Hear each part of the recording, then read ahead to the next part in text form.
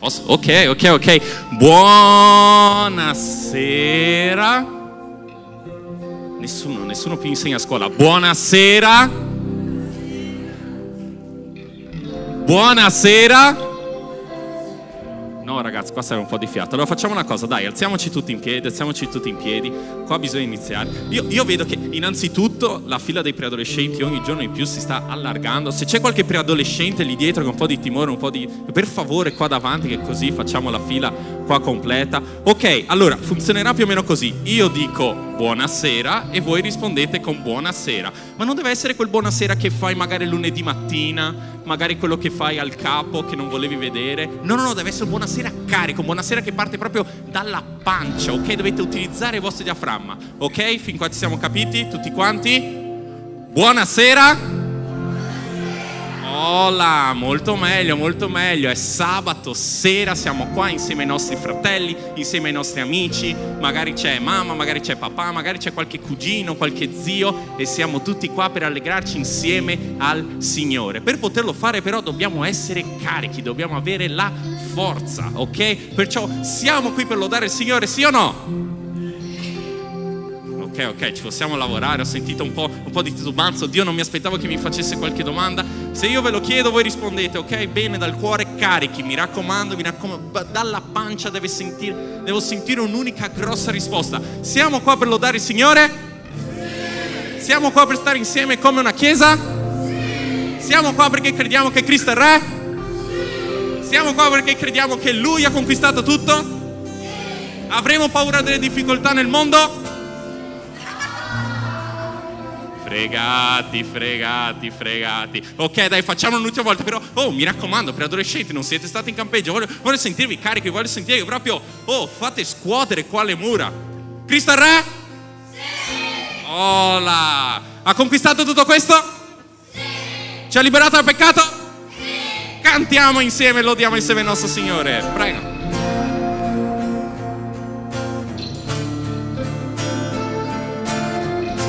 Buonasera Chiesa, vorrei dirvi che oggi è una serata molto speciale, ma sapete perché? Perché abbiamo un Dio vivente, perché Lui ha separato questo momento per adorarlo, perché Gesù è il nostro Re, perché Lui ci ha conquistato e adesso abbiamo una nuova storia che possiamo cantare, che possiamo lodare, una sola voce, un solo spirito. Amen Chiesa!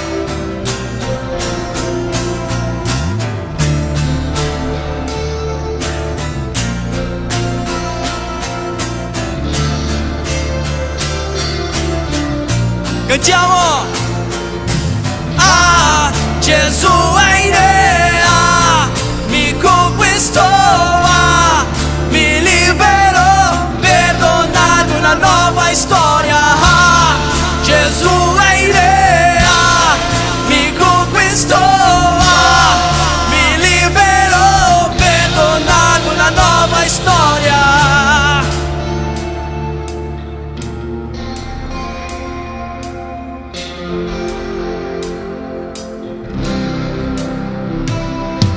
Posso dire il passi del mio Re, riesco a sentire il suo cuore, dalla mia oscurità mi libero, sento il suo spirito chiamare, io sento figlio mio, è ora il tempo di brillare. Tu sei nato per me, io sento figlio mio, è ora il tempo di brillare. Tu sei nato per me, è ora il tempo.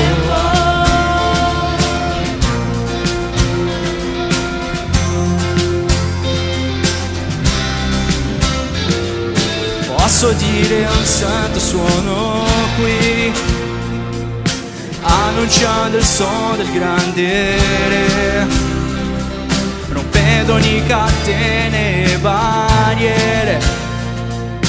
La tua voce qui voglio sentire, io sento figlio mio, è ora il tempo di brillare. Tu sei nato per me, io sento figlio mio, è ora il tempo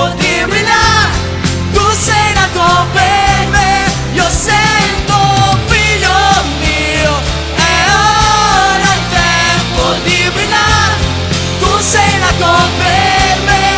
Io sento, figlio mio, è ora il tempo di brillare. Tu sei nato per me, è ora il tempo.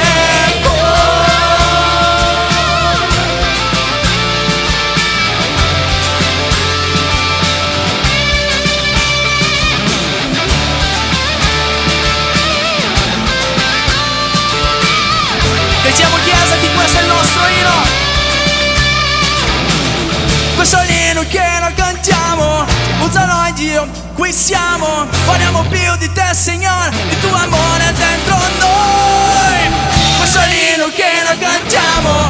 Usa noi Dio, qui siamo. Vogliamo più di te Signore, il tuo amore è dentro noi. Questo è l'inno che noi cantiamo. Usa noi Dio, qui siamo. Vogliamo più di te Signore, il tuo amore è dentro noi. Questo è l'inno che noi cantiamo. Usa noi Dio, qui siamo. Vogliamo più di te Signore, il tuo amore è dentro noi.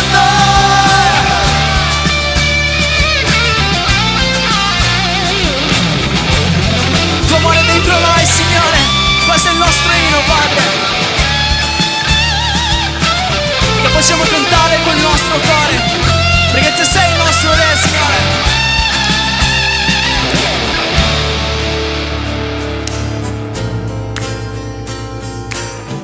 Che possiamo cantare con tutto il nostro cuore, perché Lui desidera la nostra lode, Lui desidera la nostra adorazione, e questo è il momento che abbiamo per farla.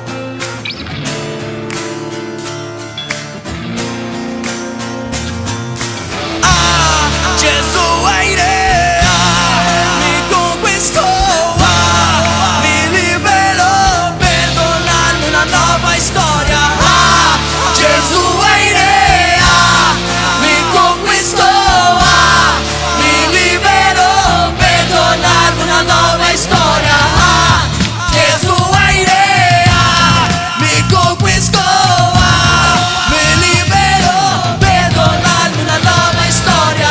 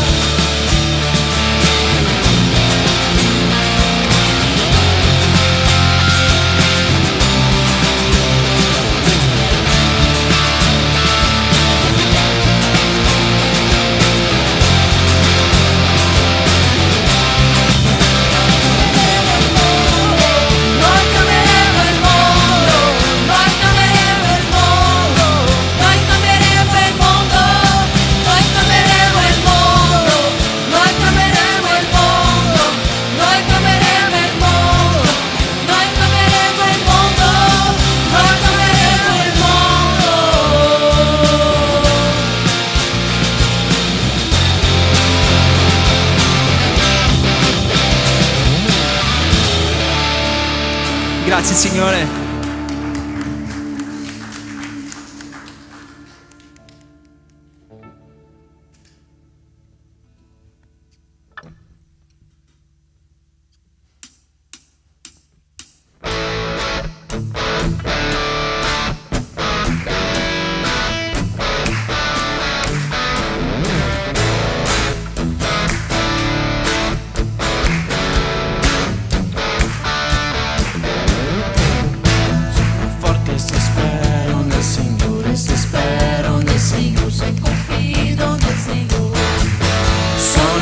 Se spero nel Signore, se spero nel Signore, confido. Oh Dio, tu sei la forza, tu sei la mia speranza. L'eterno Dio, eterno amore, fedele sei Signore. Non cambi mai, tu sei da sempre. Se cado mi rialzerai, tu mi difenderai, custodirà la mia vita. Sono forte se spero nel Signore, se spero nel Signore, se confido nel Signore.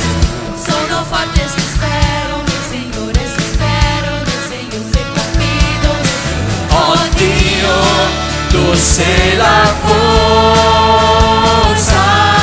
tu sei la mia speranza. Cantiamo eterno Dio. Eterno Dio, eterno amore, fedele sei Signore, non cambi mai, tu sei da sempre. Se cado mi rialzerai, tu mi difenderai, custodirà la mia vita.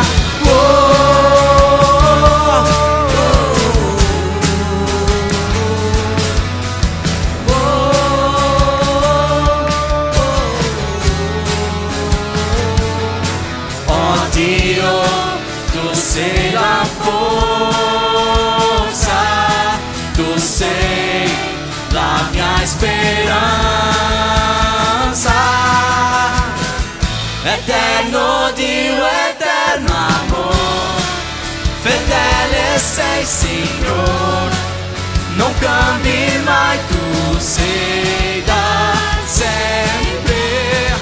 Se cado mi rialzerai, tu mi difenderai, custodirà la mia vita.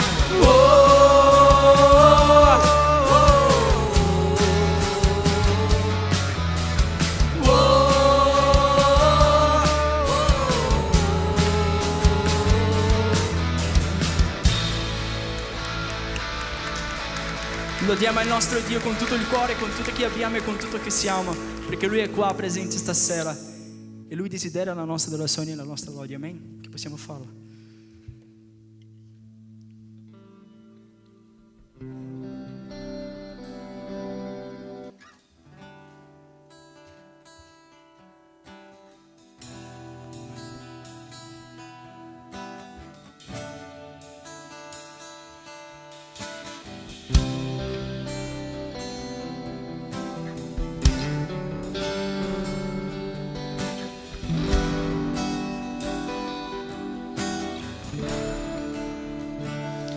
Il mio orgoglio mi strappò dal giardino, la tua umiltà lo riportò di nuovo a me. Se vendesse ciò che possedo, in cambio dell'amore fallirei.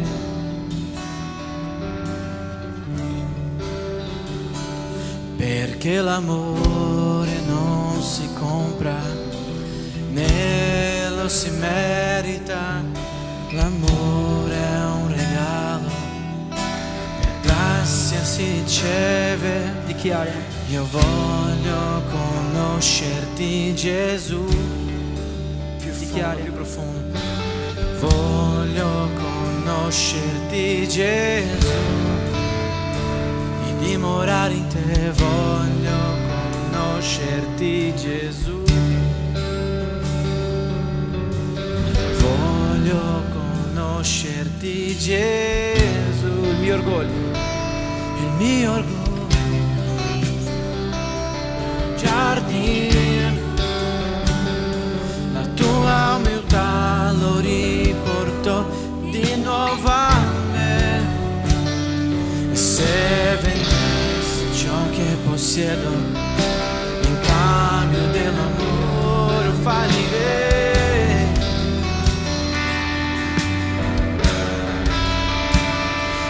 Perché l'amore non si compra né lo si merita, l'amore è un regalo, per grazia si riceve. Cantiamo a Lui con il nostro cuore. Voglio conoscerti Gesù, dimorare in te.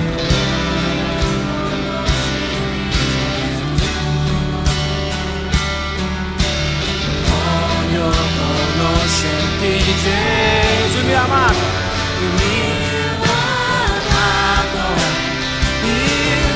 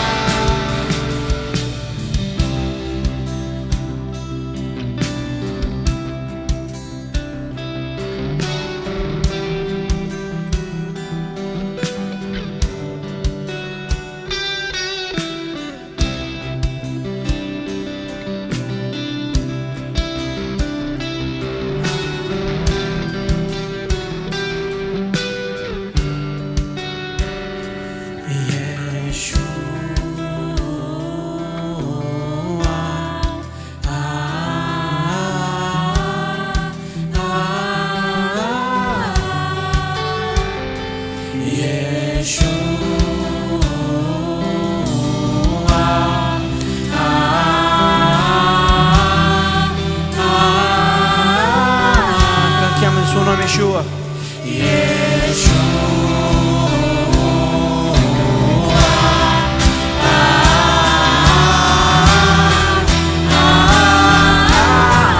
Chiesa cresce, Yeshua.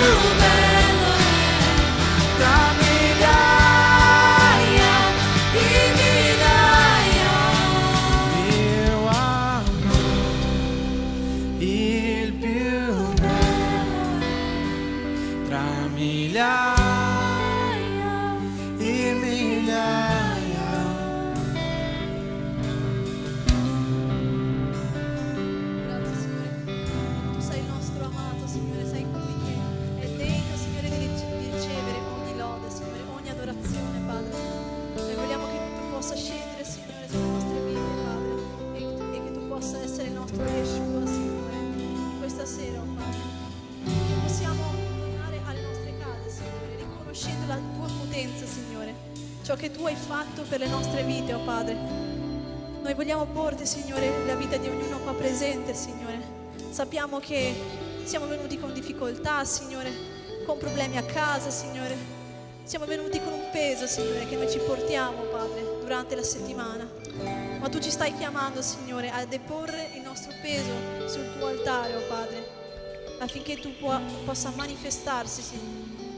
Ti prego, Signore, che tu possa scendere, Signore, con la tua forte potenza, Padre. Anche se noi non siamo meritevoli, Signore, noi vogliamo, Signore, sentire che tu sei qua presente, oh Padre. Nel tuo nome santo. Amen.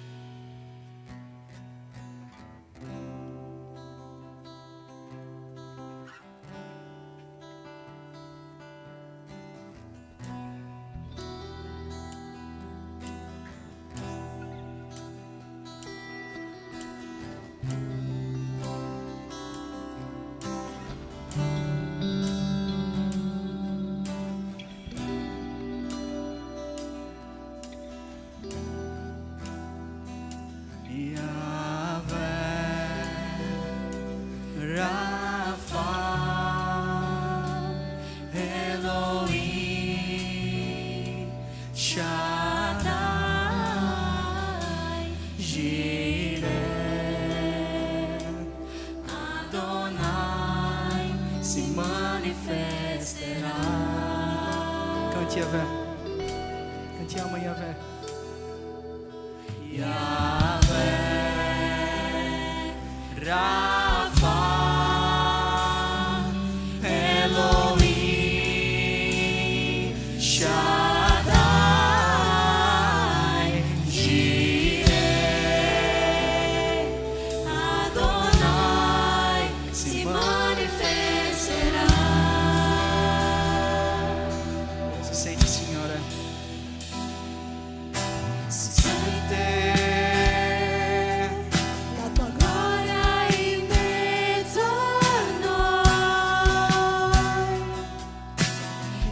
grandi cose stanno arrivando. Inizia il soprannaturale.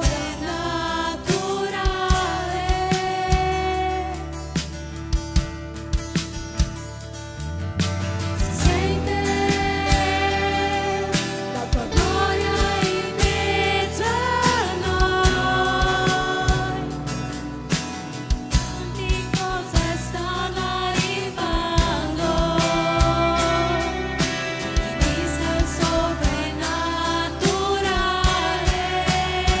Yahweh. Yahweh, Rafa, Elohim, Shaddai, Jireh, Adonai si manifesterà. Cantiamo Yahweh. Yahweh, Rafa, Elohim, Shaddai, Jireh, Adonai si manifesterà. Se lo adori, lui si manifesterà.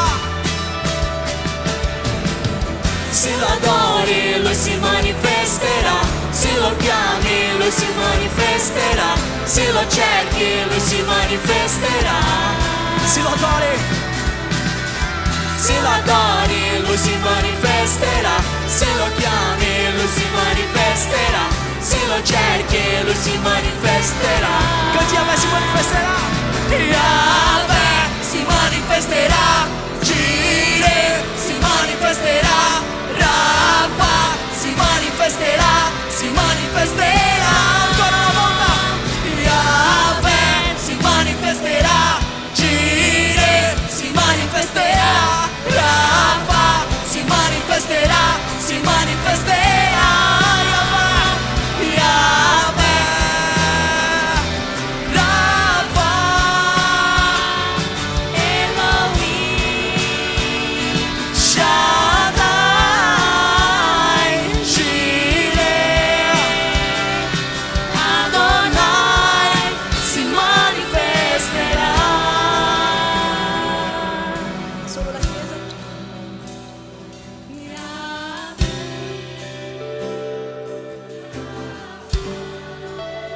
Cantiamo. Elohim, Shaddai, Jireh,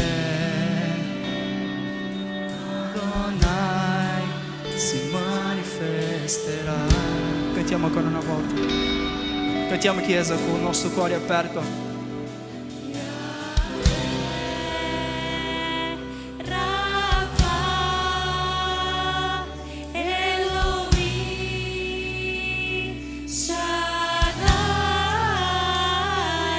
Jireh, Adonai si manifesterà.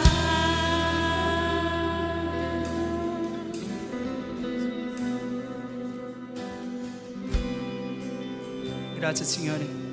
Sappiamo Padre che quello che cantiamo a Dio, il Signore ci sta ascoltando. Il Signore sente la nostra voce. Per questo Dio possiamo cantare, possiamo lodare, perché sappiamo che il Signore è qua, in una di quelle sedie. Oh Signore, grazie. Grazie per questo culto, Signore. Grazie per questo momento, Signore. Grazie Signore per tutti i ragazzi che vedo qua seduti, Signore, grazie. Il tuo amore, Signore, è enorme, Padre. Il tuo amore, Signore, è meraviglioso, Signore. Che possiamo sentire la tua parola, la tua voce stasera. Che possiamo sentire il tuo amore che si rinnova ogni mattina, Signore. Che quell'amore possa manifestare stasera qua, Padre. Grazie Dio.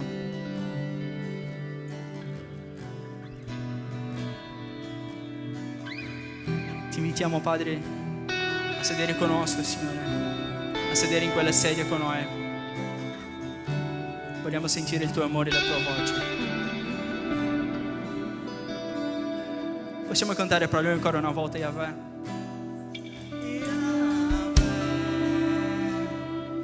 Rafa, Elohim,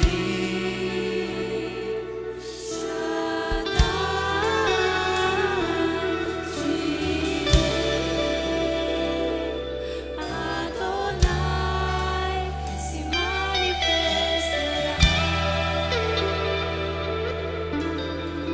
Grazie Signore, così ama questa lode il tuo santo nome. Potevi sedere.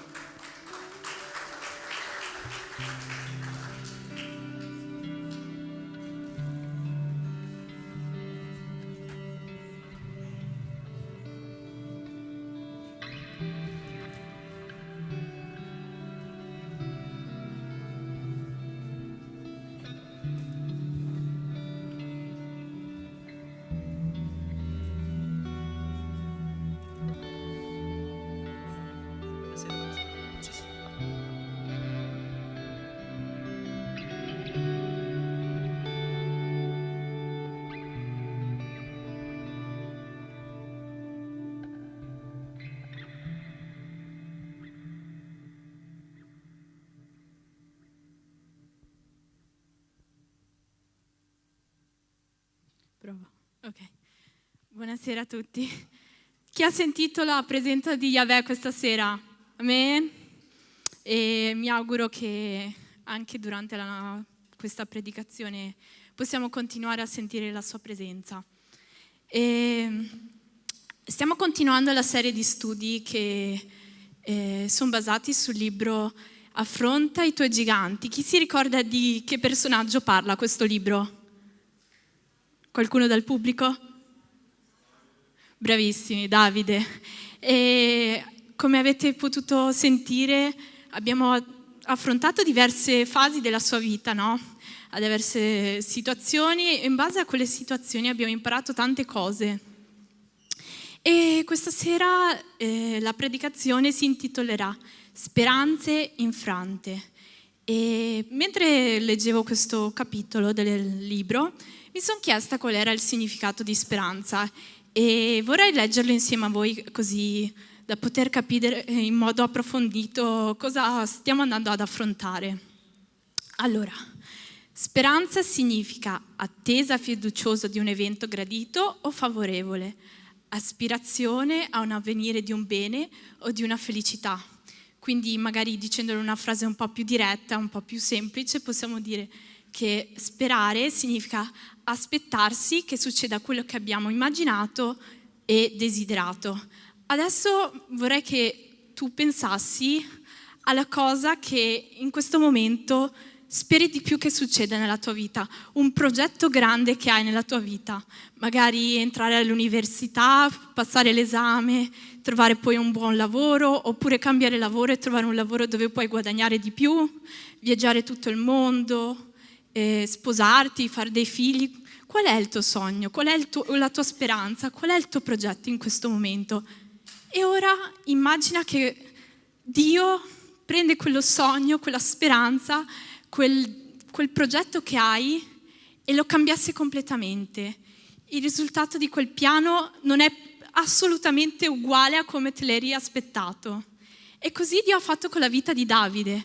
Attraverso questa storia ho potuto individuare 3 principi da cui possiamo imparare e spero che anche voi possiate imparare insieme a me. Però prima preghiamo che il Signore possa parlare nel nostro cuore. Grazie Signore per essere qui questa sera insieme a noi e ti chiedo davvero che tu possa parlare ai nostri cuori, che tu possa aprire Signore le nostre orecchie affinché possiamo ascoltare la tua parola e imparare più di te, affinché possiamo assomigliare più a te e a cambiare il nostro carattere affinché possa assomigliare di più a un uomo che piace a te, Signore, a un uomo che fa la tua volontà. Ti chiedo questo nel tuo santo nome. Amen.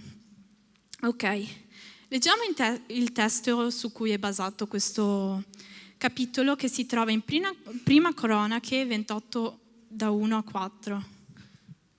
Grazie. Poi Davide, alzandosi e stando in piedi, disse: Ascoltatemi, fratelli miei, popolo mio. Io avevo in cuore di costruire un tempio stabile per l'arca del patto del Signore e per lo sgabello dei piedi del nostro Dio, e avevo fatto dei preparativi per la costruzione. Dio mi disse: Tu non costruirai una casa al mio nome, perché sei un uomo di guerra e hai sparso sangue.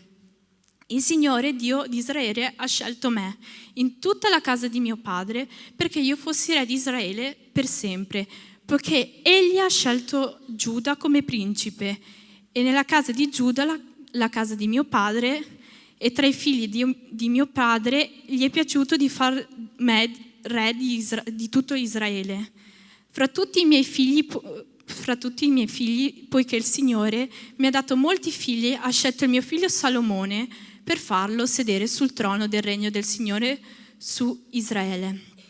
Ok, allora il primo punto che ho individuato in questo testo l'ho intitolato La mia speranza deve essere in linea con la volontà di Dio. E leggiamo in modo più approfondito il testo che parla di questa cosa. Poi Davide, alzandosi e stando in piedi, disse: ascoltatemi, fratelli miei e popolo mio, io avevo in cuore di costruire un tempio stabile per l'arca del patto del Signore e per lo sgabello dei piedi del nostro Dio. Avevo fatto dei preparativi per la costruzione. Quindi vi metto un po' nella storia in cui stiamo parlando. Davide ormai era vecchio, aveva vissuto tante situazioni, come potete ricordare, nella sua vita, e ora lui aveva già progettato cosa avrebbe fatto negli ultimi anni che gli rimanevano. Aveva già immaginato di fare una cosa grandiosa per concludere la sua vita, no? Per essere ricordato fino all'ultimo momento come il re Davide. E non solo stava mettendo speranza, ma stava anche già preparando questa cosa, stava già agendo, stava già iniziando a compiere quel progetto, quel desiderio che aveva nel suo cuore. Però quella speranza che desiderava andò un po' diverso da come voleva lui. Infatti Dio gli dice: tu non costruirai una casa al mio nome. E mi sono chiesta, ma perché? Perché Dio non gli ha permesso di costruire una casa per lui, un tempio? Insomma, spiritualmente parlando, non sembra una cosa sbagliata, un'intenzione contro la volontà di Dio. Insomma, voleva fare solo una cosa buona per lui. Quindi qual era il problema? Perché Dio non voleva permettergli di fargli costruire questo tempio? E la risposta che ho trovato è che Davide non si era preoccupato di chiedere a Dio se questo progetto fosse nella sua volontà. Voleva fare una cosa per lui, ma senza di lui. È possibile? Si vede di sì. Se Davide stava facendo così e Dio gli ha detto di no, significa che è possibile fare le cose per Dio, ma senza Dio. E io mi metto nei panni di Davide. Pensate in quel momento come si è sentito quando lui già stava gustando come poteva venire questo tempio, già aveva messo da parte i materiali per costruirlo, già aveva pensato: lo farò così, lo farò cosà, e tutti lo vedranno e vedranno: wow, il re Davide ha costruito questo tempio per il Signore, sarà bellissimo, meraviglioso, maestoso, sarà conosciuto in tutto il mondo. E invece questa situazione l'ha portato solo alla delusione, l'ha portato solo a una situazione in cui ha speso tante energie, ha speso tanto tempo per avere come risultato un tempo perso, perché non era quello che Dio voleva per lui. Si sarebbe potuto risparmiare questa delusione, avrebbe potuto impiegare il suo tempo davvero in modo completamente diverso. E purtroppo noi facciamo la stessa cosa di Davide. Impieghiamo il nostro tempo a fare le cose per Dio, ma senza coinvolgere Dio. E mi viene in mente una storia un po' tragica, ma che mi fa molto capire questo concetto in modo pratico e vorrei condividerla con voi. In pratica questa storia viene tratta da un libro, è una storia vera, è una testimonianza di un pastore coreano, Corea del Sud per specificare. In pratica raccontava di questo gruppo di giovani come noi che era in viaggio perché voleva partecipare a un evento molto molto importante che praticamente era una conferenza di quelle proprio straordinarie che tutti vorrebbero partecipare, ovviamente per i giovani. Purtroppo però questi giovani avevano tanta strada da fare perché questo evento veniva fatto in una città completamente lontana da dove abitavano. Allora, mettendosi in viaggio, questi giovani hanno trovato una difficoltà. Si sono trovati in un momento in cui loro dovevano attraversare un fiume o un lago, non mi ricordo, con un battello. E purtroppo però quel giorno in cui dovevano attraversarlo, quel battello non poteva passare perché pioveva tantissimo, c'era un sacco di tempesta, un sacco di pioggia e quel battello non poteva partire assolutamente quel giorno, ma affinché loro arrivassero in quell'evento dovevano per forza prendere quel battello perché sennò avrebbero perso l'evento. Però cosa facevano? Non potevano fare altrimenti, era l'unica soluzione prendere quel battello o comunque attraversare il fiume in qualche modo. Alcuni giovani hanno perso la speranza, hanno detto non c'è altro da fare, torniamo a casa, non ha senso fare altro qua. E invece 2 di questi giovani hanno deciso no, noi andremo comunque a questo evento, è un evento molto importante, lo facciamo per il Signore, attraversiamo questo fiume, attraversiamo questo lago a nuoto e Dio ci benedirà perché stiamo facendo una cosa per Lui, lo stiamo facendo perché noi abbiamo Lui e vogliamo davvero andare in un evento cristiano, non stiamo andando chissà dove, stiamo andando in un evento cristiano. Perché Dio non ci può benedire? Perché Dio non ci può proteggere? Noi attraverseremo quel fiume. E come pensate sia finita quella storia? Le ragazze sono arrivate a quell'evento? Sono riuscite a attraversare quel fiume? La risposta è che purtroppo no, quelle ragazze sono annegate in quel fiume. E è una storia molto tragica. E molti si sono chiesti, ma perché Dio ha permesso che quelle ragazze annegassero? Perché è successo questo nella loro vita?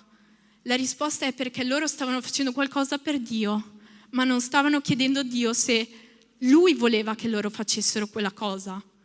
Impariamo anche noi per primi a coinvolgere Dio. Facciamo spesso progetti pensando di coinvolgere Dio, o addirittura lo facciamo per Lui senza neanche chiedergli permesso. Ma la parola di Dio ci dice questo. Se puoi mettere la slide. Ci sono molti disegni nel cuore dell'uomo, ma il piano dell'Eterno è quello che sussiste.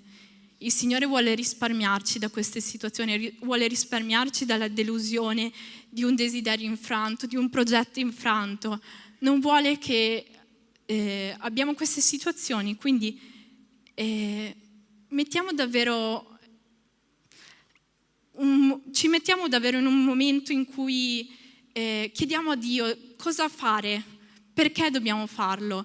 Non chiediamo a Dio, cioè non coinvolgiamo Dio mentre stiamo facendo qualcosa, coinvolgiamo Dio prima che lo stiamo facendo.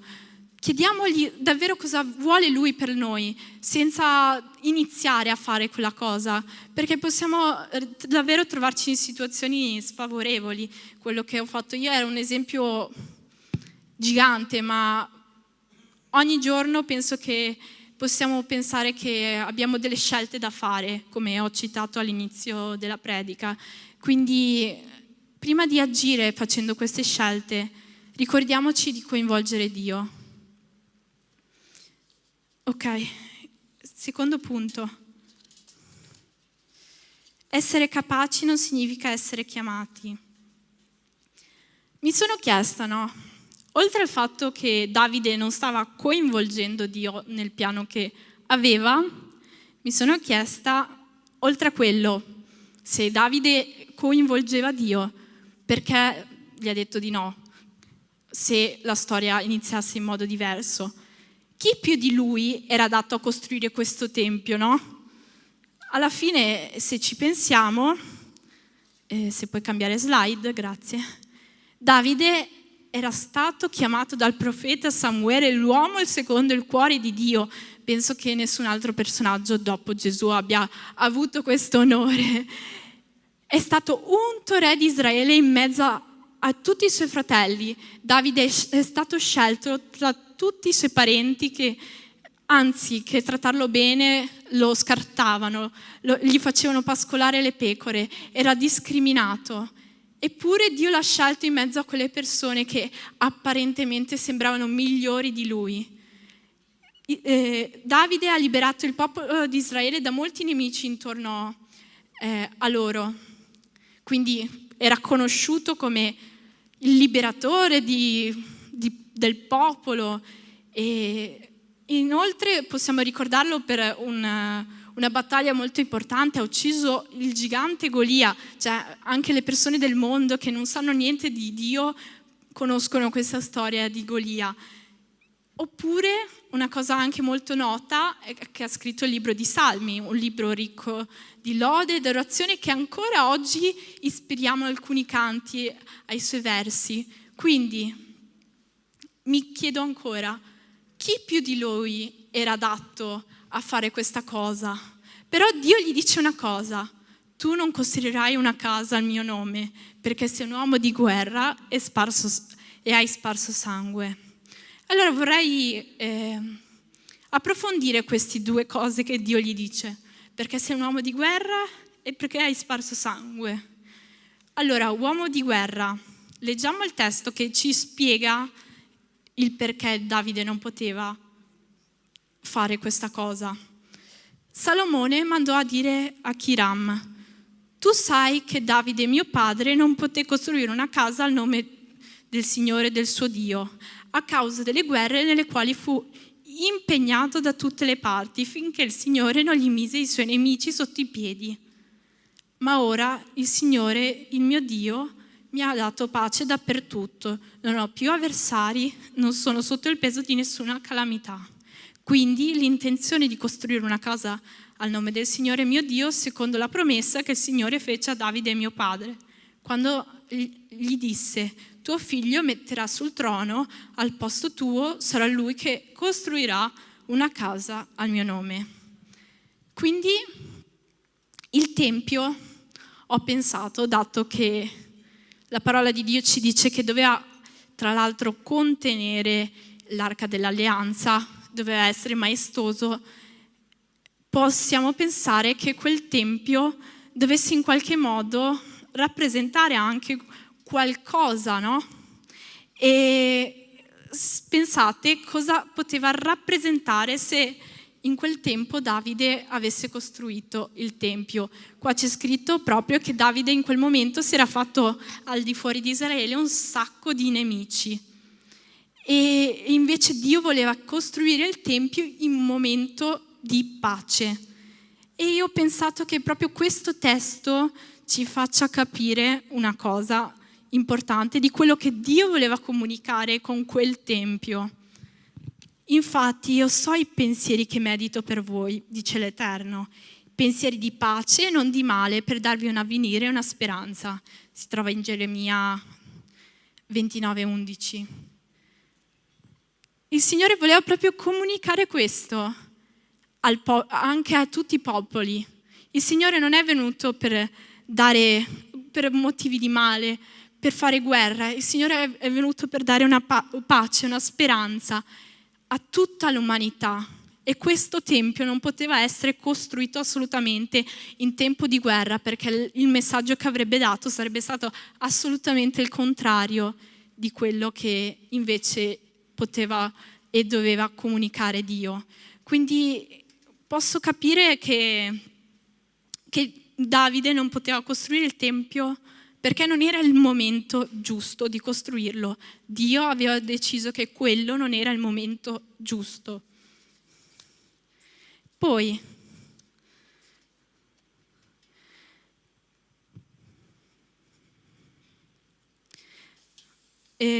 analizziamo il fatto che dice che è un uomo di sangue.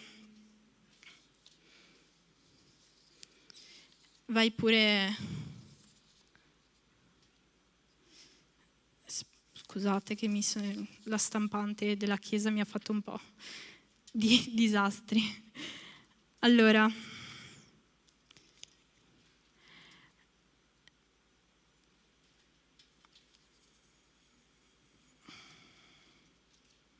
Vabbè. Allora, in pratica, se vi ricordate lo studio scorso, abbiamo parlato del fatto che Davide ha ucciso Uria. Uria, chi non c'era, faccio un ripasso. Uria era un guerriero che faceva parte dell'esercito di Davide. E Davide l'ha mandato a uccidere perché lui si era innamorato di sua moglie. E l'unico modo in cui poteva, ottenere sua moglie, in poche parole la racconto, era uccidere suo marito. Davide si è sparso di sangue innocente, non aveva combattuto più per un motivo spirituale, non aveva più combattuto per un motivo secondo il cuore di Dio. Aveva ucciso un uomo innocente per un motivo personale, che purtroppo l'ha reso la persona sbagliata per fare questo compito. Quindi Dio non ha permesso a Davide di costruire quel tempio per 2 motivi. Non era né il tempo giusto e purtroppo non era più la persona giusta per poterlo costruire.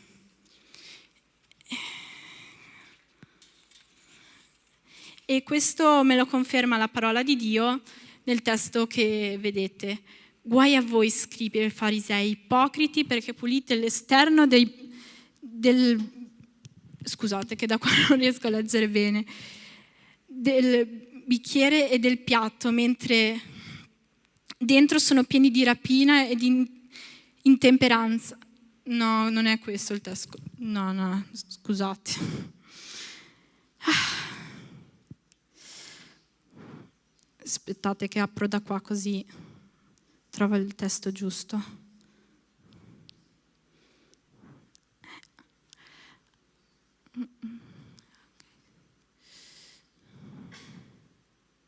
Ecco, sempre nello stesso capitolo, ma è un testo diverso, che dice: guai a voi scribi e farisei ipocriti, perché siete simili a sepolcri imbiancati che appaiono belli fuori, ma sono dentro pieni di ossa, di morti e di immondizia. Parola forte, cioè non vorrei che nessuno mi parlasse di me in questo modo. Eppure gli scribi e farisei erano delle persone molto forbite, erano persone molto esperte della parola di Dio e esperte delle tradizioni religiose. Chi più di loro sembrava adatta a conoscere Dio e avere un rapporto più stretto con Lui. Eppure Dio non li ha trovati ai suoi occhi degni di servirlo. Gesù non ha scelto tra di loro i suoi discepoli. Gesù ha scelto pescatori, Gesù ha scelto un esattore delle tasse, Gesù ha scelto persone completamente inadatte a predicare la parola, ma però loro erano nel momento giusto ed erano le persone giuste per farlo. Che possiamo mettere la speranza non nelle cose che sembrano adatte, ma nelle cose che sono chiamate da Dio. E il terzo punto si intitola: dopo un no di Dio c'è sempre un tuttavia. Quando Dio dice di no a qualcosa, come ti senti? Come reagisci? Cos'è la prima cosa che fai? Personalmente, quando ricevo un no, soprattutto da parte di Dio, il mio umore cala completamente. A volte sono triste, a volte sono arrabbiata, ma c'è una cosa che viene a noi esseri umani comunissima a fare quando Dio ci dice un no. Facciamo una domanda. Qual è questa domanda? Vediamo se qualcuno la indovina. Bravissima. Perché Dio no? Nonostante Davide in quel momento stava vivendo una speranza affranta, in un momento in cui Dio gli aveva detto di no, in un momento in cui lui si poteva arrabbiare, in un momento in cui lui si poteva allontanare da Dio, in un momento in cui poteva davvero staccare la spina, non parlare più con nessuno, allontanarsi da tutto. Invece Davide ha fatto una cosa molto interessante. Leggiamo il testo. Tuttavia l'Eterno, il Dio di Israele, ha scelto me tra tutta la casa di mio padre, perché diventassi re di Israele per sempre. Egli infatti ha scelto Giuda come principe nella casa di Giuda, la casa di mio padre, tra i miei figli di mio padre, gli è piaciuto di fare me re di tutto Israele. Quindi, nonostante Dio ha messo una situazione così difficile Davide, lui è riuscito a tenere a mente solo il tuttavia di Dio, non il no. E non tutte le versioni hanno questo tuttavia, è una versione specifica. Però mi è piaciuto molto perché ci fa capire davvero il punto, ci fa capire che anche noi dobbiamo fare la stessa cosa. Quando nei momenti in cui dobbiamo fare delle scelte, nei momenti in cui abbiamo dei progetti, nei momenti in cui abbiamo dei desideri, se Dio ci dice di no, non dobbiamo abbatterci, non dobbiamo allontanarci da Lui, non dobbiamo arrabbiarci con Lui, non dobbiamo chiederci neanche il perché non sempre avremo una risposta, non sempre ce l'avremo subito, oppure non ce l'avremo mai. Però in quel momento Davide ha deciso di ringraziare il Signore e ricordare tutti i sì invece che gli aveva detto. Quindi anche noi cerchiamo di non concentrarsi su no, ricordiamoci tutti i sì che Dio ci ha dato fino in questo momento.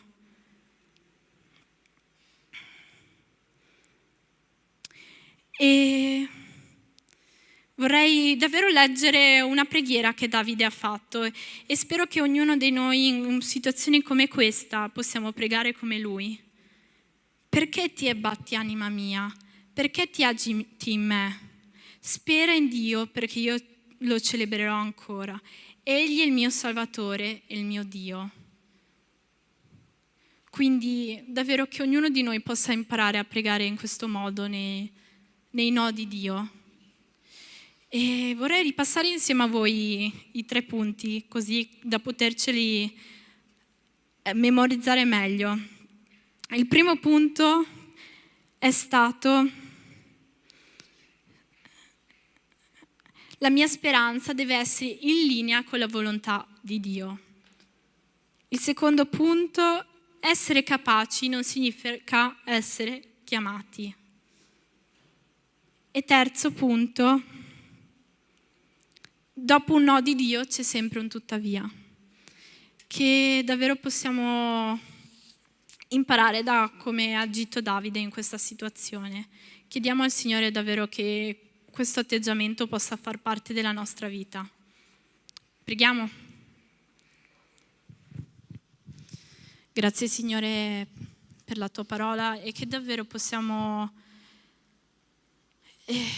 metterci vicino alla vita di Davide e imparare dal suo atteggiamento, imparare a ringraziarti quando tu ci dai un no, imparare a vedere tutti i sì che ci hai dato, tutte le benedizioni, tutte le opere che hai fatto per noi e attraverso di noi, che possiamo davvero mettere la nostra speranza non nelle cose che desideriamo, ma nelle cose che sono in linea con la tua volontà.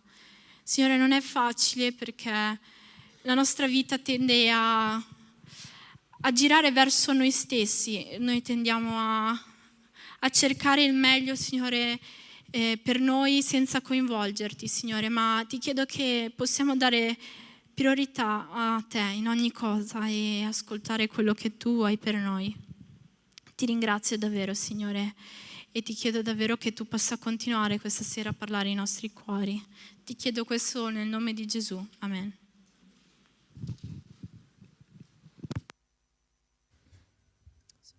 Ok, adesso alziamoci in piedi e passiamo al nostro momento di decime offerte e dedichiamo una parte di quello che noi abbiamo al nostro Signore. Amen.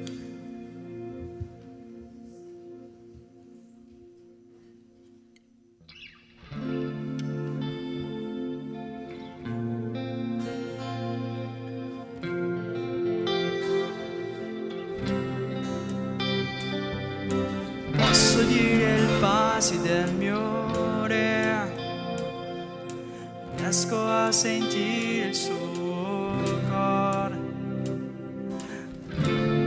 Aspetta, iniziamo di nuovo che abbiamo insegnato sbagliato.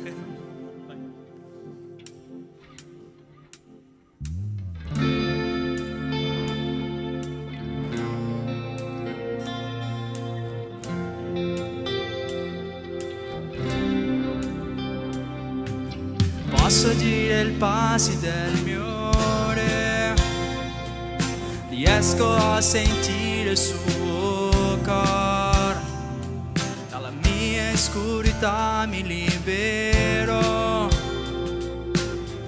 del suo spirito chiamare, io sento figlio mio, è ora il tempo di brillare, tu sei nato per me.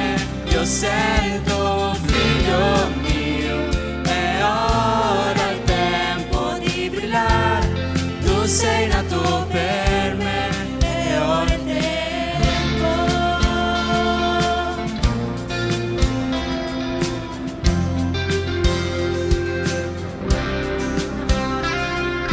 Posso dire un santo sono qui, annunciando il suono del grande re, rompendo ogni catene e barriere, la sua voce qui voglio sentire, io sento figlio mio, è ora il tempo di brillare, tu sei nato per me, io sento figlio mio, è ora il tempo di brillare, tu sei nato per me, io sento figlio mio, è ora il tempo di brillare, tu sei nato per me, io sento figlio mio, è ora il tempo di brillare, tu sei nato per me, è ora il tempo.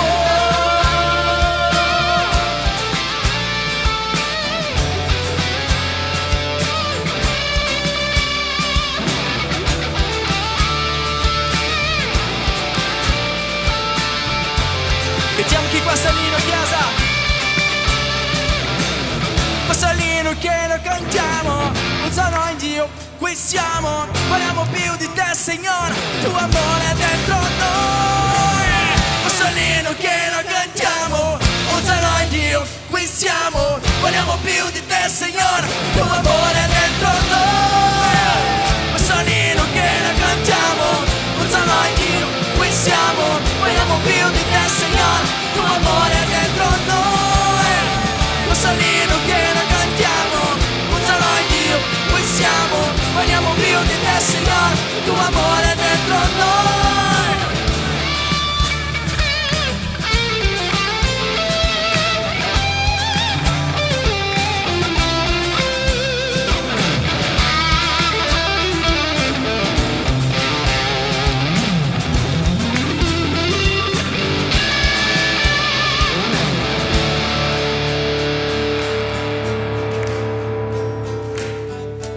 Dichiariamo che Lui è il nostro Re.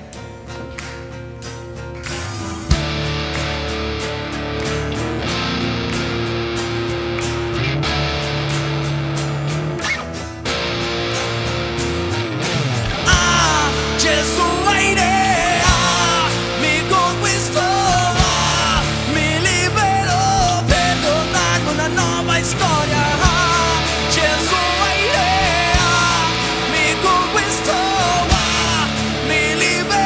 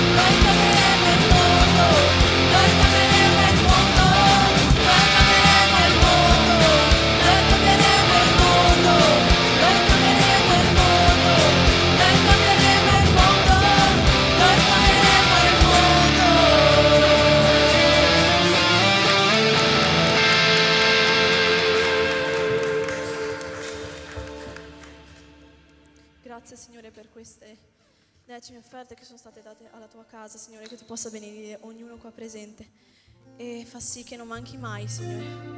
Ti ringraziamo per la tua presenza che è viva, Signore, e si sente qua, Signore, e noi siamo grati perché sappiamo che abbiamo un Dio meraviglioso che si prende cura di ognuno di noi. Grazie nel tuo nome santo. Amen. Potete sedervi.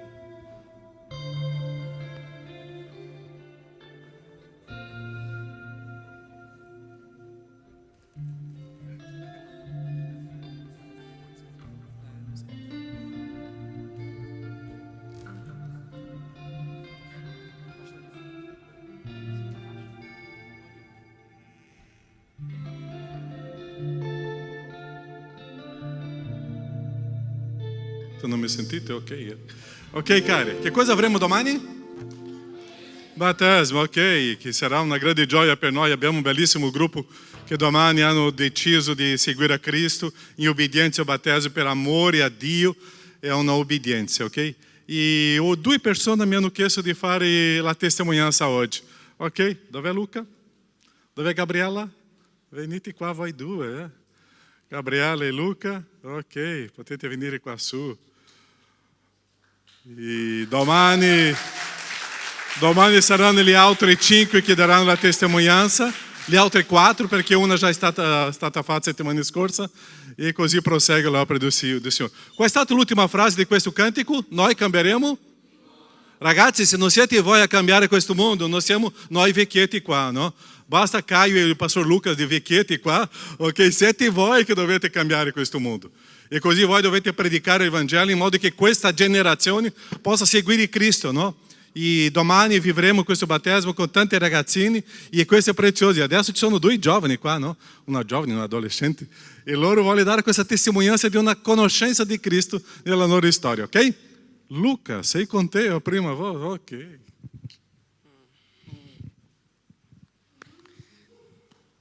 Ciao, mi chiamo Luca, ho 11 anni, mio padre si chiama Lucas, è un pastore, mentre mia madre si chiama Luciana ed è una psicologa. Sono il fratello di Daniel. Vivo sempre in una famiglia cristiana. L'importanza di questo fatto è fondamentale perché ho capito che era Gesù fin da molto piccolo. In un giorno speciale, il compleanno di mio padre nel 2021, quando avevo 8 anni, gli ho chiesto mentre ci stavamo preparando per dormire: papà, da quando sono cristiano?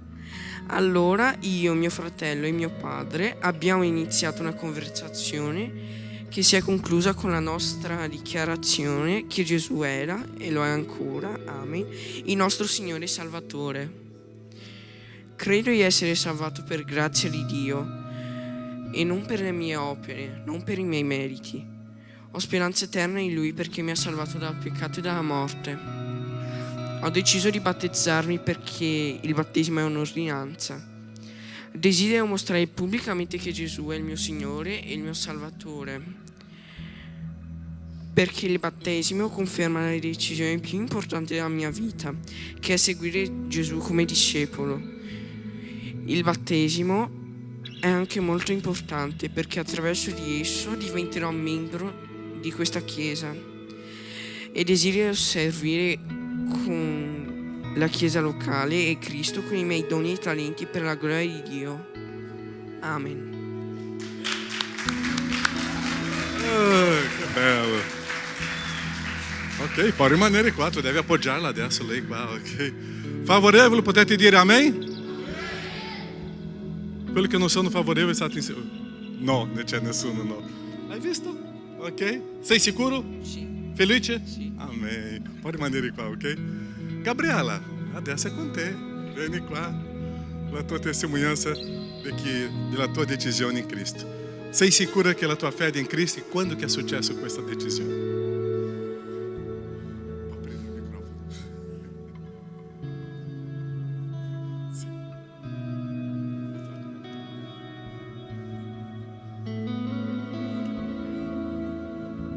Lei mi ha chiesto di fare in portoghese e io faccio la traduzione, ok?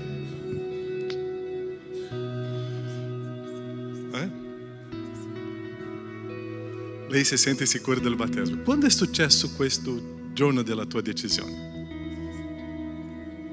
È stato nel campeggio? Che è successo nell'ultimo mese scorso? E tu hai preso Gesù come Signore della tua vita? Lei non voleva un microfono, tu hai fatto questo.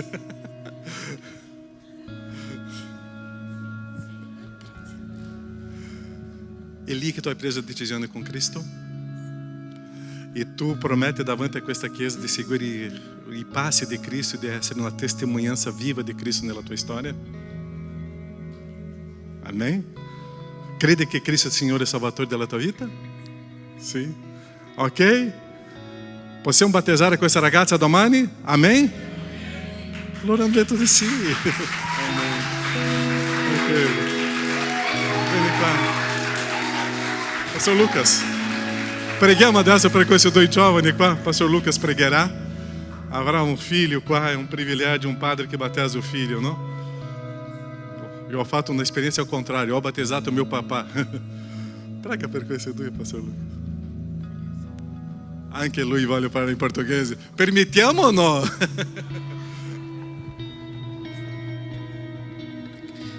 Senhor Deus, em nome de Jesus, adorado seja o teu santo nome. Muito obrigado, Senhor, por esse tempo de louvor e adoração. Muito obrigado, Senhor, por tua palavra ministrada ao nosso coração essa noite, esse final de tarde. E te pedimos, Senhor, a tua bênção sobre o dia de amanhã, sobre os batismos. E muito obrigado, Senhor, por esses dois testemunhos daquilo que o Senhor é e daquilo que o Senhor tem feito, Senhor, na vida do teu povo. Que o Senhor os abençoe, que o Senhor os guarde, que o Senhor firme os seus passos e que eles possam, Senhor, viver em tudo para o louvor da tua glória. Nós agradecemos ao Senhor por tudo, Pai. Essa é a nossa oração. Gratos em nome de Jesus. Amém. Glória a Deus.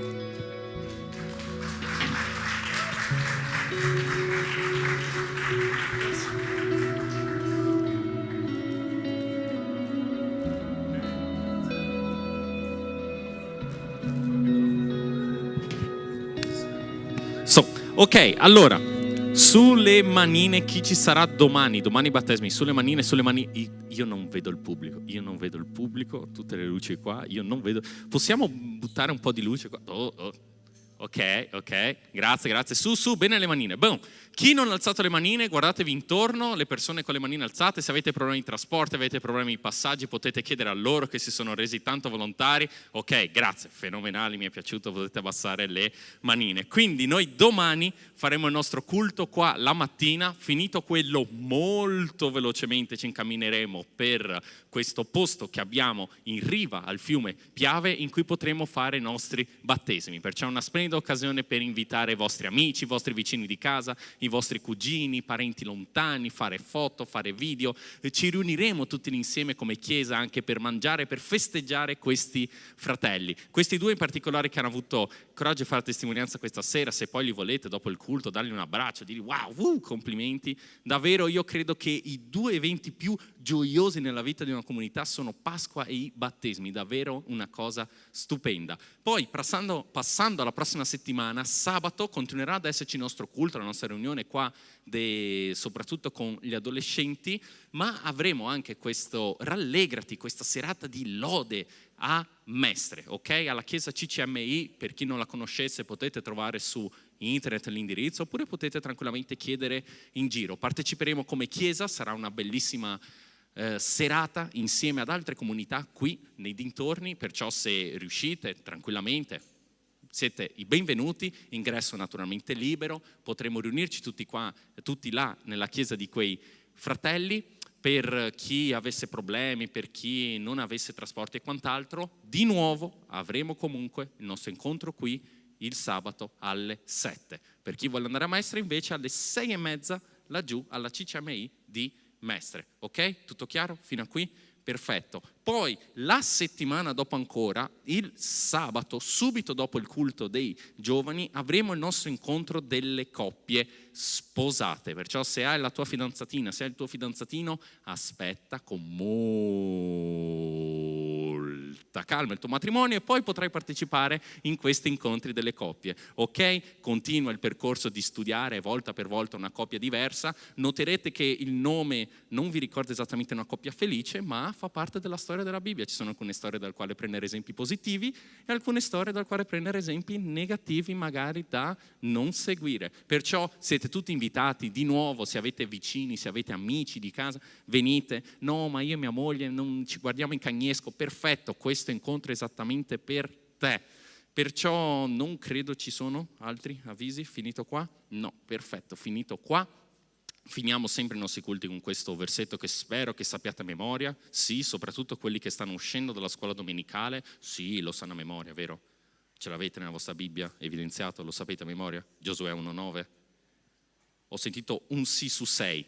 Ok, prossimo sabato voglio sentirne minimo la metà, mi raccomando. Vi invito ad alzarvi in piedi per concludere il nostro culto con una preghiera in comunità come simbolo della nostra forza che abbiamo contro il mondo, contro le insidie della carne, degli spiriti e tutto. Perciò preghiamo insieme.